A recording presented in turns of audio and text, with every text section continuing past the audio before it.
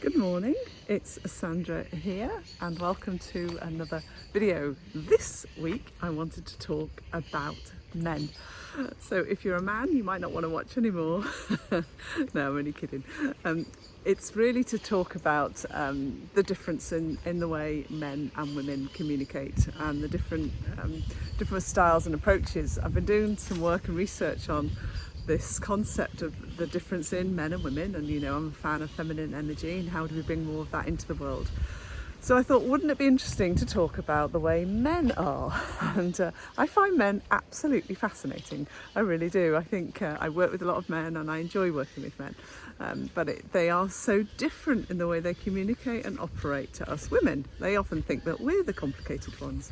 And one of the pieces of work I've been following is by an amazing woman called Alison Armstrong, and if you're interested in this whole field, then please do check her out. I think she's brilliant. And she first came up with this title, Understanding Men, and one of the first things she talks about is this style of communication. And men are, as we know, very direct. And it's interesting, it's curious, isn't it, about why. So she refers to the idea that we go back hundreds of thousands of years to when we had our caves and men were traditional hunters. And what that meant was that a man needs to conserve his energy. He needs to be really focused on going for the kill so he could bring some food back for the family and for the community, and to ensure that the community survived. So a man, that was what he was there to do. Women, on the other hand, were about making sure that the cave was set and that we gathered the berries and that we communicated with each other. So our style of communication from those very early days is very different. So consequently, men need to go on the hunt. They're very clear, they're very focused, they want to go and do the job.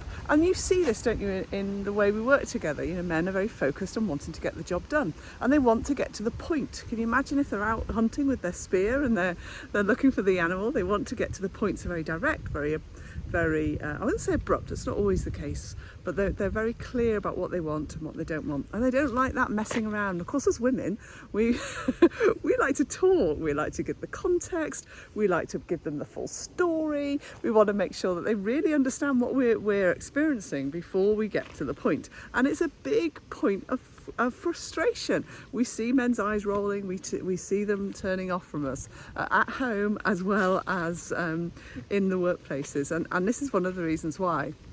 So if you're a bit frustrated with male colleagues perhaps, or with your partner at home maybe, then just perhaps consider whether you can be more concise in your communication.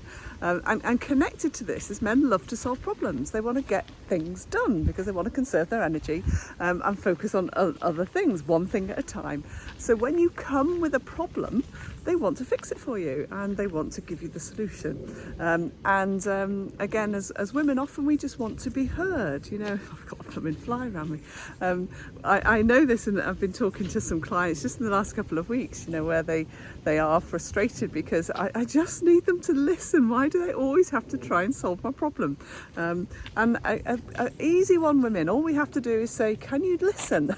I need you just to hear me, please. I don't need you to solve it. I can perfectly solve it myself. I just need to download. And if we can do that, then I think what my experience that men are, the sun's there, I need to step back. The men are much more willing to support us and help us and work with us. But we've got to realise that they're looking at the world through a very different filter to the one that we are naturally looking at the world through. So the more that we can be clear and concise, the better.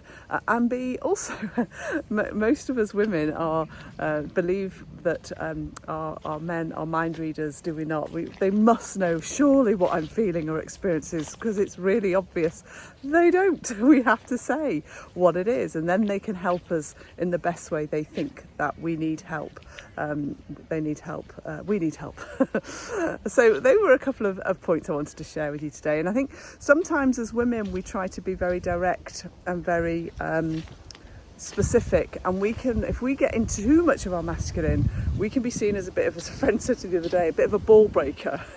So we have to manage that really carefully. We need to to ensure that we are clear about our communication, but we don't become aggressive with our communication. And I'll probably talk about what aggression is in another day.